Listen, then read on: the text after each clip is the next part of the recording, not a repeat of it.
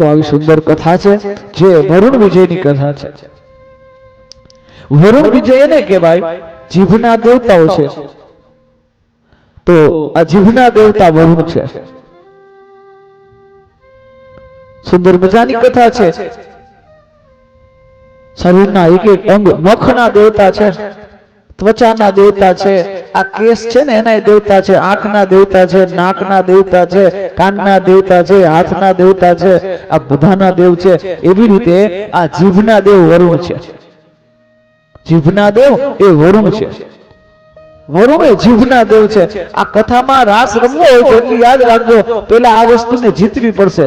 જીભને જીતા વગર રાસમાં પ્રવેશ ન થાય. કારણ કે આ જીભથી બે વસ્તુ થાય. જીભથી બે વસ્તુ થાય. જીભથી શું જીતવાનું હોય? જીભથી સ્વાદને જીતવાનું હોય, જીભથી વિવાદને જીતવાનું હોય. સ્વાદ અને વિવાદમાં ફસાવે જીભ. આ જીભ ન હોય તો સ્વાદમાં ન ફસાય, અને જીભ ન હોય તો વિવાદમાં ન ફસાય.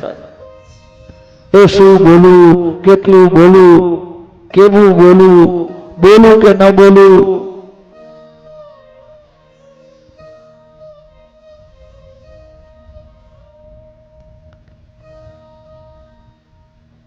તો આપણે બધાને ખબર જ હોય કે છોકરો જન્મે ને, છોકરો જન્મે તો 2 વર્ષે બોલતા શીખે, કોકનો 3 વર્ષે શીખે. અરે બોલતા તો આપણે 2 ને 3 વર્ષે શીખી જાય મારા વાલા, પણ શું બોલવું એના માટે હો વળવાયા જાય. ઈ આવડે બહુ ઓછું આવે. બોલતા તો આવડે, પણ શું બોલવું ઈ આવડે એના માટે હો વળે ઓછા.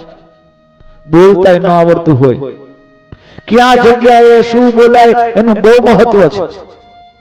બોલીએ વચન વિચાર, જે બોલીએ ને એ વિચાર પૂર્વક બોલાય. એમને પાણી અને વાણી એમ ગમે તેમ ઉપયોગ ન થાય. નક ન આવડે તો ન જ આવડે. અમુક શબ્દ છે, शब्द ब्रह्म है लेकिन उसका प्रयोग कब और किस तरह करे ये भी सोचे. જેમ તેમ બાફી ન નાખવું.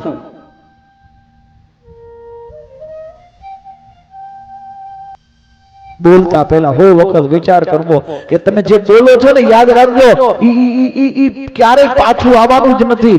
આ નિવર્તનીય બ્રહ્માસ્ત્ર છે. તમારા મુખમાંથી જે વાણી નીકળે છે ને, ઈ અનિવર્તનીય બ્રહ્માસ્ત્ર, ઈ ઘા કર્યા વગર આવવાનું જ નથી પાછું. अब हम बोले तो विचार करके बोले. जो भी बोले हमारे बोलने से दूसरे को क्या उसका असर થાય છે.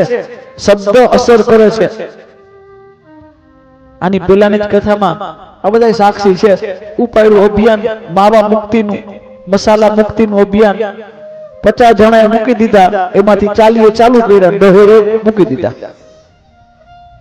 પણ એના દહની તો અસર થઈ છે. એમ કાંઈ ન થાય, અસર થયા વગર એ જ નહીં. વાણીની તાકાત છે.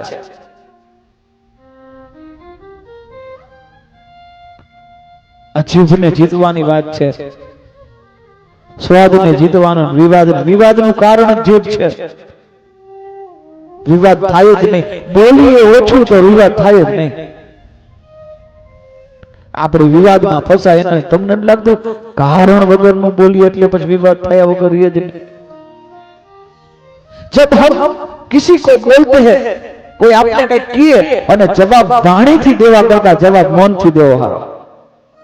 તમારી વાણી પરેશાન ન કરી શકે ને, એ મૌનની તાકાત છે.